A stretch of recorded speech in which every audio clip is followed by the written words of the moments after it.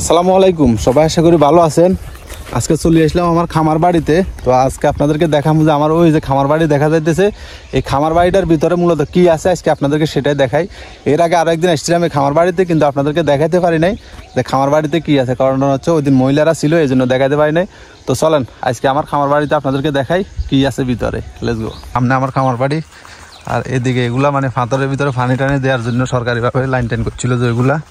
তবে আমার খামার বাড়িতে একটা জিনিস আমার কাছে খুব ভালো লাগছে, বিদ্যুতের লাইনটা। যদিও চলাচলের রাস্তা নাই এই মুহূর্তে, তারপর যা আমার কাছে ভালো লাগছে যেহেতু বিদ্যুৎ আছে। বিদ্যুৎ থাকলে একটা জিনিস দেখা যায় কি, আপনি যখন গরুর একটা খামার করবেন তখন কিন্তু আপনি ওইখানে যে বিদ্যুতের প্রয়োজন, মোটর টোটো চালাইতে হবে, গরু কাগজল ধোয়াইতে হবে, তখন কিন্তু আপনার বিদ্যুতের প্রয়োজন। বিদ্যুৎ থাকলে সব কিছু ঠিক আছে। এই যে বাড়িটা, তবে এখানে কিন্তু এই বাড়ির যিনি মালিক উনি কিন্তু আরেক জায়গায় বাড়ি করতেছে, এই বাড়িটা বিক্রি করে দিই।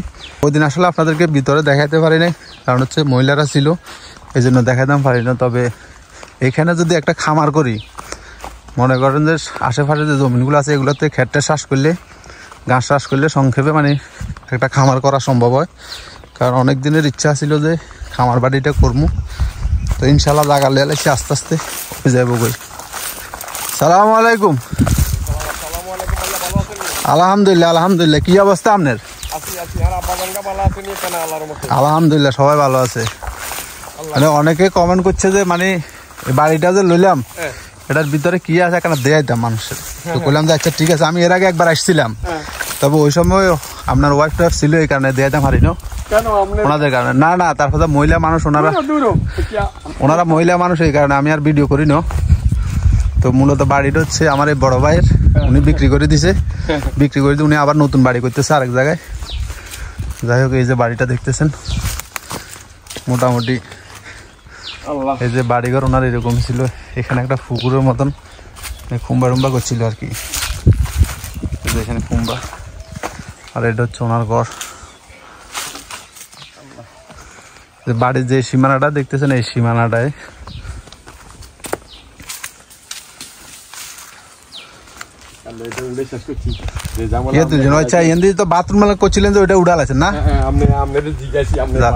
না আসলে আর এটার দরকার নাই।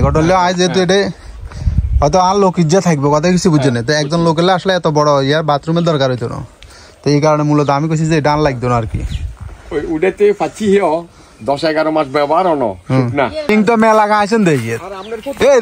রিং এখন বেগুন কি এটা আসিল? আরো যে আছে 1 2 3 4 5 6 7 8 টাকা নিশ্চয় যে আছে 10 গা ইগা বান্ধি আলাইছি। মানে বন্যার সময় তো মনে হয় আপনার বাথরুম ইয়ান ডুবানো কেন? ডুবাইছে না, পরিষ্কার হয়ে গেছে। হেনে না উঠে যাচ্ছি নগি উঠে সব। বাড়িটা বিক্রি করছে উনি, এখন এই বাড়িটা বিক্রি করে দিই। ওই যে দেখেন ওইখানে চলে গেছে, ওই যে ওইখানে একটা বিড়া বান্ধি আছে, দেখতেছেন কিনা যায় না। এই যে দেখেন এই যে উনি মাটি কাটতেছে এখন। এখানে উনি মূলত বাড়িটা করতেছে, দেখছেন। মানে এটা বিক্রি করে দিছে আমার কাছে এই বাড়িটা। এই যে বাড়িটা দেখতেছেন, এটা সীমানা এদিক থেকে মূলত ওই যে সীমানা এই থেকে এই পর্যন্ত সীমানা।